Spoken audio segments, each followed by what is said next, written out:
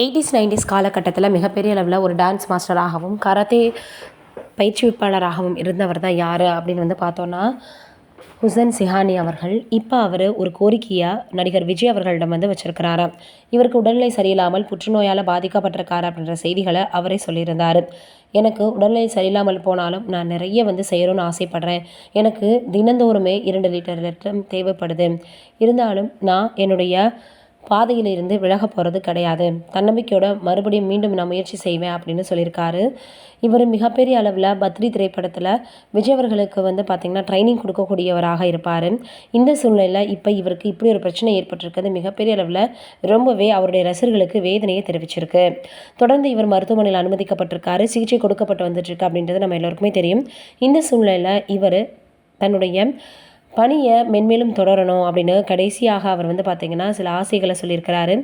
விஜய் அவர்களும் அதே போல் பார்த்திங்கன்னா பவன் கல்யாண் அவர்களும் நான் கேட்குறத செஞ்சு தரணும்னு கோரிக்கையாக வச்சுருக்காரு. விஜய் அவர்களுக்கு தமிழ்நாட்டில் இருக்கக்கூடிய ஒவ்வொருத்தருமே பார்த்திங்கன்னா வீரர்களாக மாறணும்.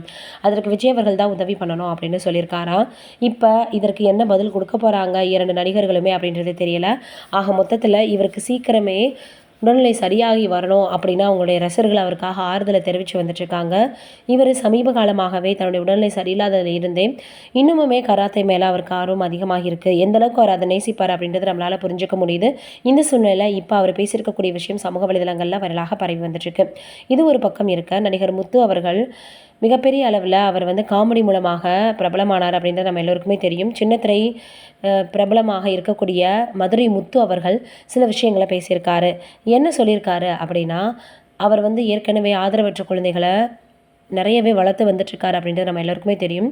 இந்த சூழ்நிலையில் இன்னும் நிறைய பேருக்கு பார்த்திங்கன்னா கிட்டத்தட்ட அவர் வீடு ஒன்றா அமைச்சு கொடுத்து அதில் 3000 வரைக்கும் புக்குகள் இருக்கிற மாதிரி லைப்ரரி ஒன்று உருவாக்கணும்னு தன்னுடைய முதல் மனைவி காலமாகிட்டாங்க ஒரு விபத்தில் அப்படின்றது நம்ம எல்லாருக்குமே தெரியும்.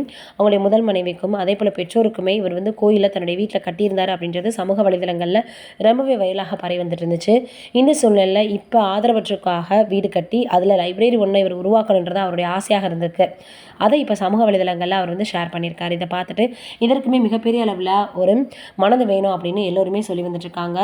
அந்த சூழ்நிலையில் இப்போ இந்த விஷயம் மிகப்பெரிய அளவில் சமூக வலைதளங்களில் வைரலாக பரவி வந்துட்டுருக்கு. இப்படி ஒரு ஆசையா அப்படின்னு எல்லாருமே மதுரை முத்து அவர்களை பாராட்டி வந்துட்டுருக்காங்க. நீங்கள் என்ன நினைக்கிறீங்க முத்து அவர்களை பற்றி அப்படின்றத மறக்காமல் கீழே இருக்கக்கூடிய கமெண்ட்டில் சொல்லுங்கள்.